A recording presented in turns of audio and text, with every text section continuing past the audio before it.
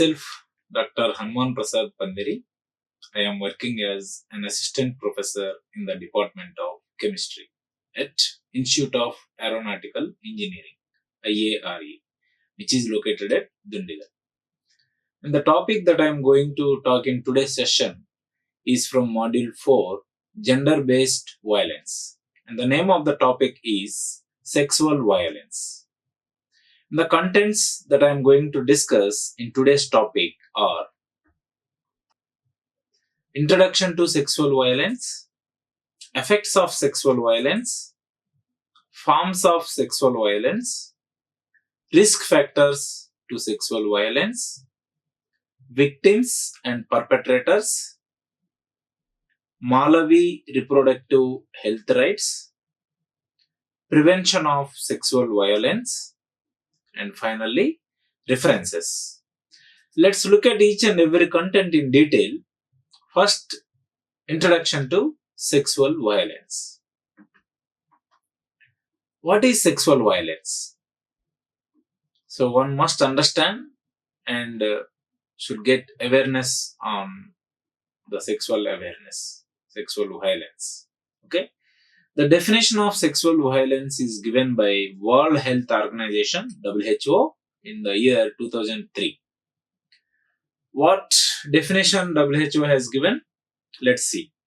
Sexual violence or sexual assault is defined as any sexual act or attempt to obtain a sexual act or unwanted sexual comments or advances or acts to traffic women's sexuality using coercion, threats of harm, or physical force by any person regardless of the relationship with the victim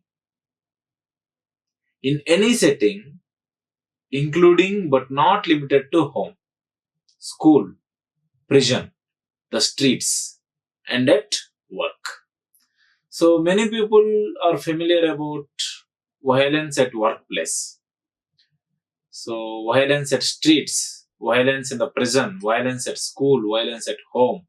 All these are considered in the definition of sexual violence in any setting, including but not limited to home, prison, school, streets, and finally at work. Okay. So once again, I am repeating the definition. Sexual violence or sexual assault is defined as any sexual act or attempt to obtain sexual act, unwanted sexual comments or advances, or acts to traffic women's sexuality using coercion, threats of harm, or physical force by any person regardless of the relationship with the victim in any setting, including but not limited to home, school, prison, streets, and at home and at work. Okay. So this definition is given by World Health Organization, WHO, in the year 2003. So I hope you all understood the definition given by WHO for the sexual violence. Okay. So this is what is the introduction to sexual violence. Let's look at the next content. Effects of sexual violence. Let's see the effects. There are many effects of sexual violence which are undesired effects. Okay. Unwanted pregnancy, sexual dysfunction, unsafe abortion, infertility, STIs including HIV and AIDS. STIs means stimulated transmitted infections, including HIV, human immunovirus, or AIDS, acquired immunodeficiency syndrome. Okay. Suicide, flashbacks, negative flashbacks, eating disorders, and finally depression. So these are all the negative effects of sexual violence. It doesn't have any positive effects. It has only negative and harmful effects. They include unwanted pregnancy, sexual dysfunction, unsafe abortion, infertility, STIs, including HIV and AIDS, suicide, flashbacks, eating disorders, and depression. Okay, so these are the effects. So one must not include or one must not involve in sexual violence, or one must not support those who are doing sexual violence. Okay, and let's look at the next content. Forms of sexual violence. What are the various forms of sexual violence which are considered as sexual violence? Rape means physically someone is occupying the other person's body, whether it is male or female. Sexual harassment, harassing sexually. Groping.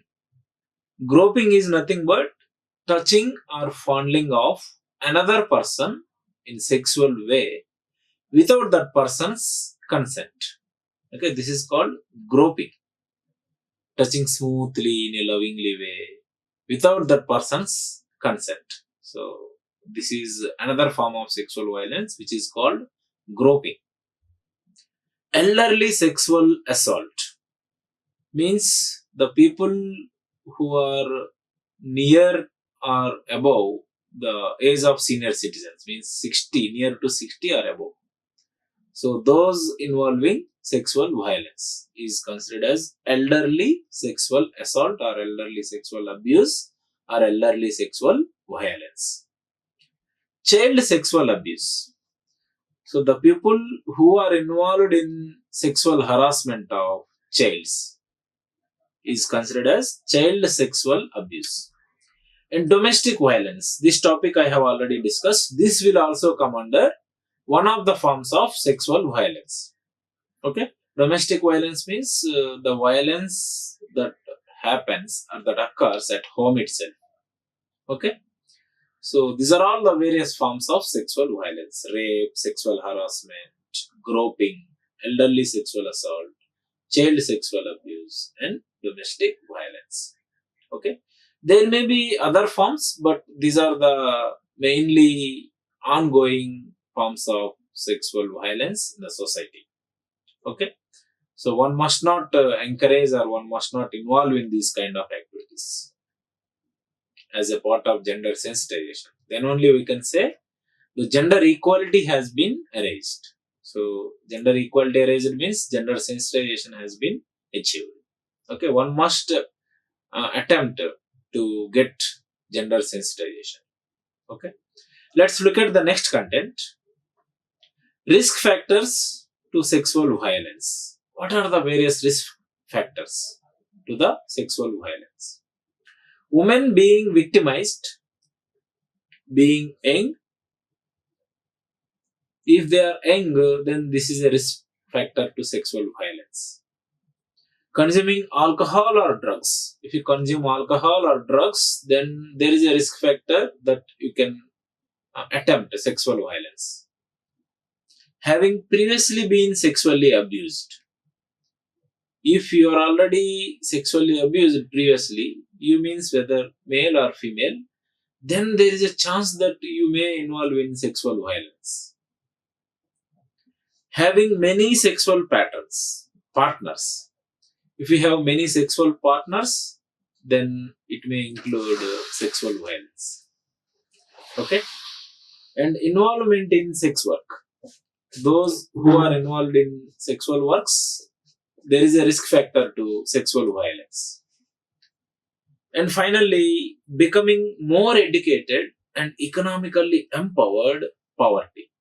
So those people who are especially more educated in the negative way, and those who are economically empowered means economically rich, and those who are very poor, these people can also involve in sexual violence by the enforcement of other people. Okay, so the risk factors to sexual violence include the woman being victimized, especially being young, consuming alcohol or drugs, having previously been sexually abused, having many sexual partners, involvement in sex work, becoming more educated and economically empowered, and poverty. Okay, these are all the various risk factors to sexual violence. And let's look at the next content: victims and perpetrators. Who are the victims and who are the perpetrators of sexual violence? Victims means those who are exposed to sexual violence. Victims means those who are exposed to sexual violence. And perpetrators means those who involve in sexual violence. Okay, so victims means those who are exposed to sexual violence. Perpetrators means those who involve in sexual violence. Okay, so who may be the who could be the victims?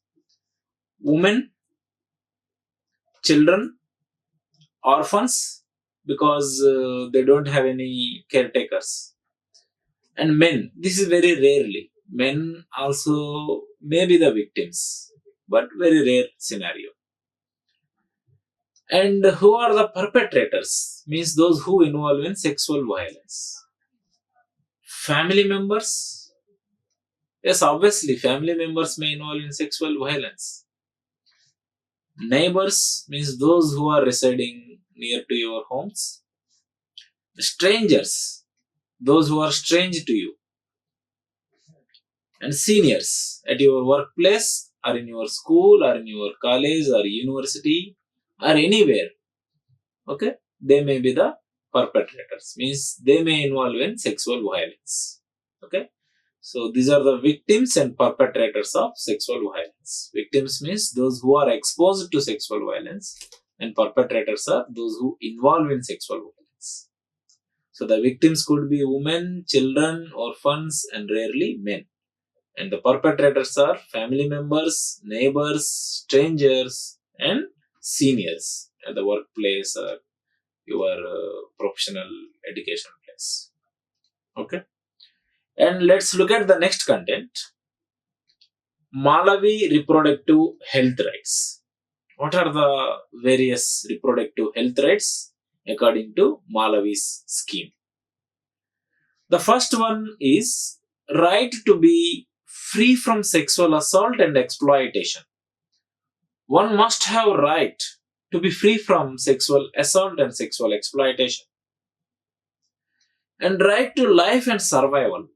One must have right to life, to live on their own way, and survival in the society. And one must have right to liberty and security of person. One must have right to liberty, freedom, and security of person. One must have liberty for his freedom, for his or her freedom, or security. Security means their safety. And the fourth one is right to highest attainable standards of health. They should have right to highest attainable standards of health, means they have the right to good health, and they have the right to reproductive health. And one must have right to plan family properly, means one must have right for family planning according to his view, his or her view. Okay, and right to decide number and spacing of children. One must have right to decide how many children they should give birth, and what spacing between the childs. One must have the right to decide these things, number and spacing between the children. And one must have right to marry, and one must have right to find a family. Okay, they have the right on their own to marry and to find a family. And one must have right to life, liberty, and security. This I have already discussed. And one must have right to be free from gender discrimination. One must have right to be free from gender discrimination. Means no one should criticize your male, your female, your unach. Unach means transgender. No one should discriminate. So you should have right to be free from gender discrimination and right to modify customs that discriminate against women.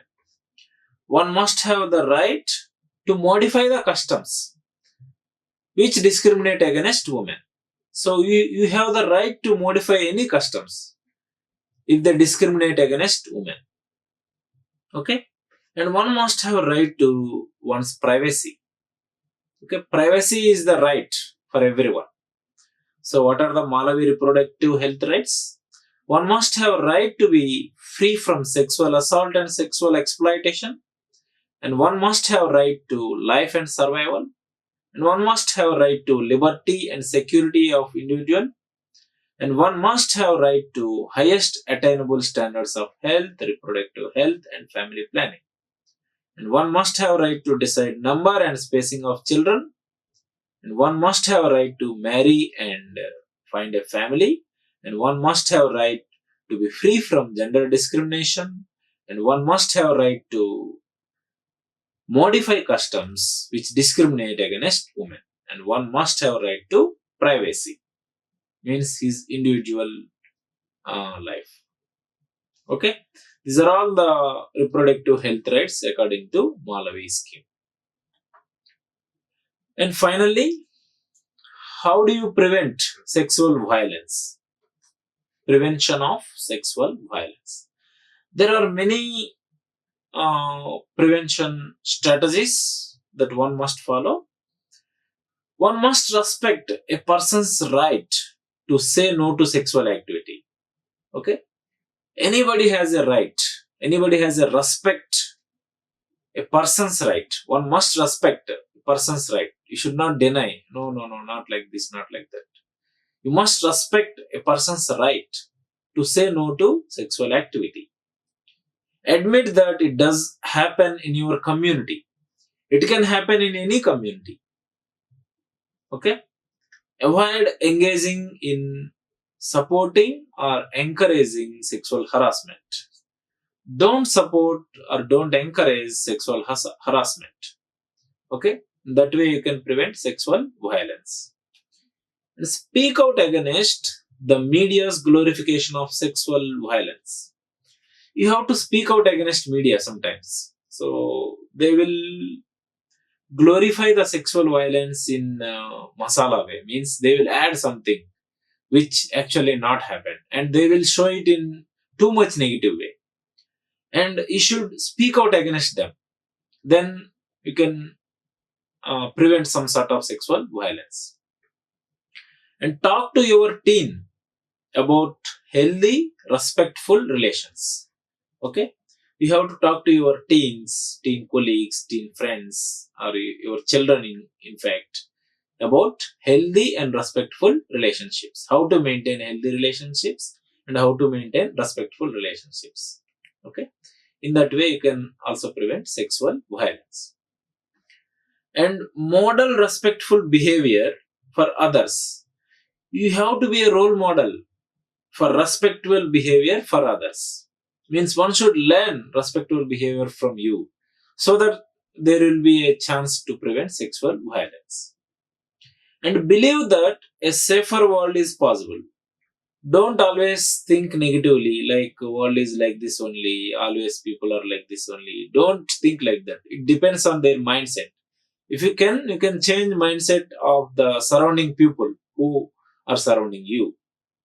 So believe that a safer world is possible. Don't think negative. Donate to organizations that serve survivors of sexual assault. So there are certain organizations who serve survivors of sexual assault. So you must donate to those organizations. Then they will support or they will serve them properly. So in that way you can prevent some sort of sexual violence. And educate your child about safe and unsafe touching. Okay? So one must educate. This is very, very, very, very crucial one. One must educate one's child about safe and unsafe touching. While touching, what are the safe touching modes and what are the unsafe touching modes? If a child knows these things, then 100% he will not commit any sexual violence when he grows. That is for sure. So one must educate one's child about safe and unsafe touching. And let's continue the prevention modes of sexual violence. Advocate for more youth violence prevention programs. Okay, advocate for more youth violence prevention programs. Most of the youth are involved in these kind of sexual violence activities. So you have to advocate them, okay, for the violence prevention program. Say something if a friend brags about sexually aggressive behavior. If your friend or if your colleague says something, brags about sexually aggressive behavior, then you have to say something. Something means you have to say him, this is not correct, this is wrong.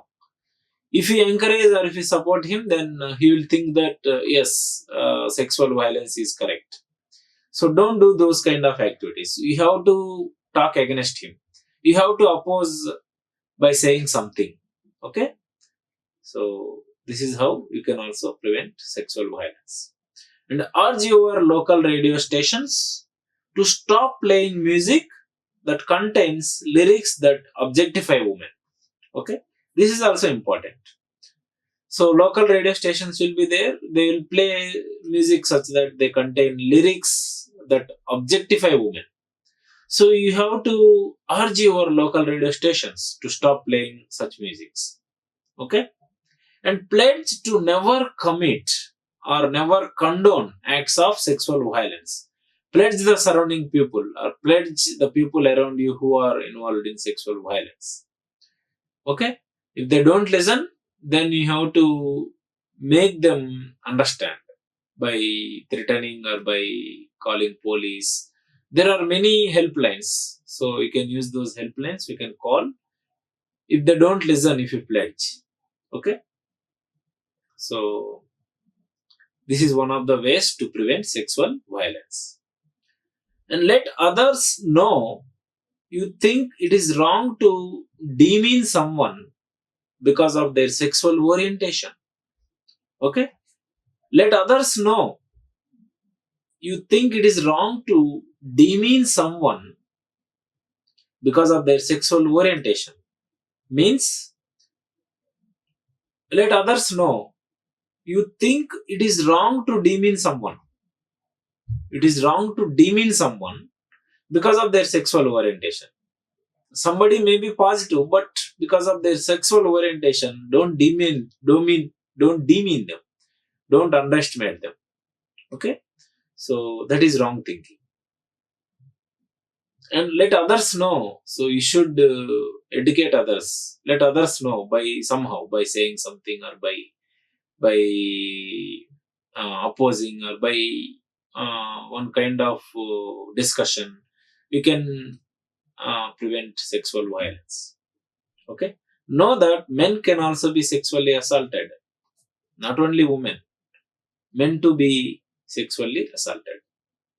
Report it if you witness sexual harassment in your school or workplace. You must report and you must not hide in yourself. You must report if you witness any sexual harassment surrounding you, whether it is in school or college or university or workplace. Okay, or any public place also. You must report to the corresponding authority. And reinforce that rape is never the victim's fault. Rape is never the victim's fault. Reinforce that. Okay? So if the victim is there, people will say because of your mistake only you are committed to rape. That, like that. So don't reinforce never the victim's fault. It is not the victim's fault. Okay? So they may be positive, but others are negative. Okay? So one mindset cannot match with another mindset. That is why don't reinforce that rape is never the victim's fault. It is never the victim's fault. And know that you have the power to make a difference. First of all, you should believe your power. You should believe your suggestions. You should believe your energy. Okay, that you can make a difference. Even you can prevent a sexual violence by your reports, by your speeches, or by your discussions. Okay, don't ever underestimate yourself. This is the most important thing. Okay, so that is how you can prevent sexual violence. So main thing is get educated enough. Okay, get education in such a way that you are using properly, you are not misusing it. Okay, education in a proper way, not in a psychotic way. So many educated persons behave psychotically. So that is why educate in a proper way. So you must get education in a proper way. Okay, so it is unfortunate that many educated people are involved in this kind of activities.